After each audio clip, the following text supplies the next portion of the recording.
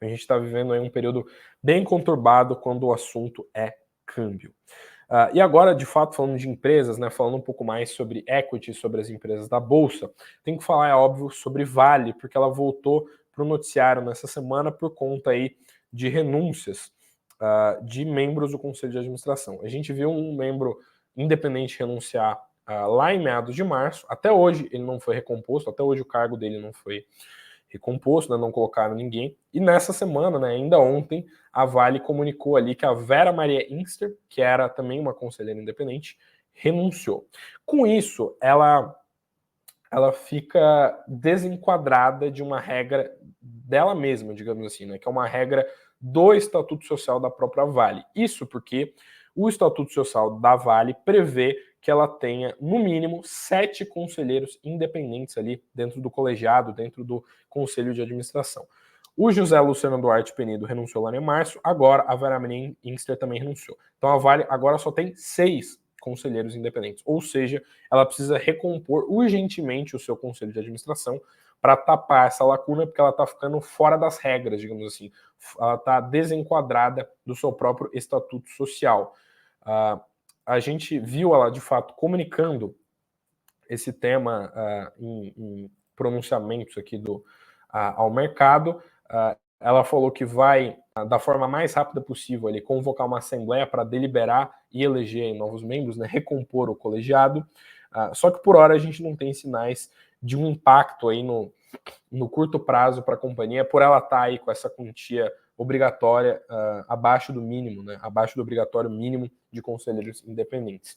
A Vale emitiu um comunicado hoje, né, nessa terça, então falando que o Conselho de Administração, abre aspas, procederá de forma célere com a recomposição do colegiado por meio da nomeação de 2 novos membros. Então a gente deve ver aí a Vale falando de fato alguma coisa aí, né, de fato deliberando e colocando novos membros aí no seu conselho de administração. Então, como eu falei, a gente teve 2 conselheiros renunciando nesse ano, um em março, outro agora, e a gente vai ter que ver a mineradora dar uma corrida aí para recompor esse colegiado. E como eu falei, né, essa questão toda, ela tem a ver com o fato de serem conselheiros independentes. E aí você me pergunta, Eduardo, o que é um conselheiro independente? É aquele conselheiro que não tem vínculo com a empresa ou com um dos seus acionistas para além do seu próprio mandato.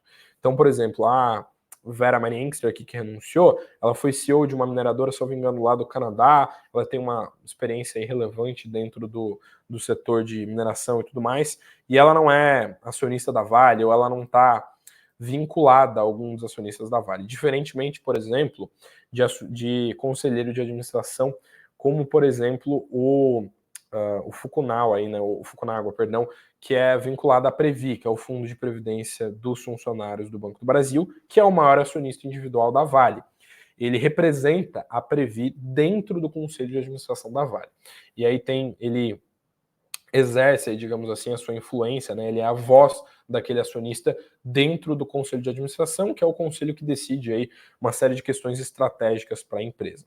E aí a gente tem, inclusive, só para como exemplo, né, um dos conselheiros independentes da Vale, que ainda está lá, é o Paulo Hartung, por exemplo, que é ex-governador do Espírito Santo. Ele é um dos conselheiros independentes da Vale. Ele não tem vínculo aí com nenhum acionista, né? E como eu falei para vocês, tinha essa regra aí de ter no mínimo 7 conselheiros independentes, agora a Vale estar somente com 6. Em se tratando dos motivos das renúncias, né, como eu detalhei muito aqui, mas só para dar um contexto para vocês, o José Luciano Duarte Penido, que era um conselheiro independente e renunciou lá em março, ele fez aquela renúncia no meio de bastante barulho. Ele, inclusive, escreveu uma carta aí, ele falou que estava rolando influência política dentro da Vale, ele falou uma série de coisas que fizeram bastante barulho no mercado à época. Inclusive motivou até uma auditoria, ali, uma investigação dentro da Vale e tudo mais.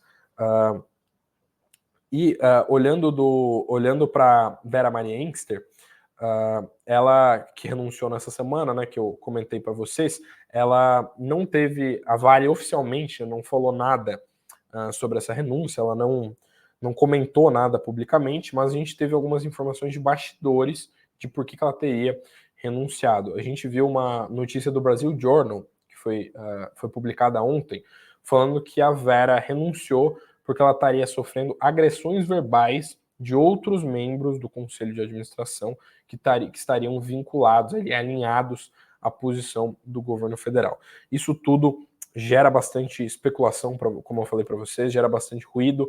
O mercado olha com bastante atenção para esse tema aqui, afinal de contas, o Conselho da Vale é muito relevante, né? É uma das companhias mais relevantes aí da Bolsa Brasileira, tem um valor de mercado enorme e tudo mais, a gente precisa dar uma olhada no que vai vir aí a acontecer.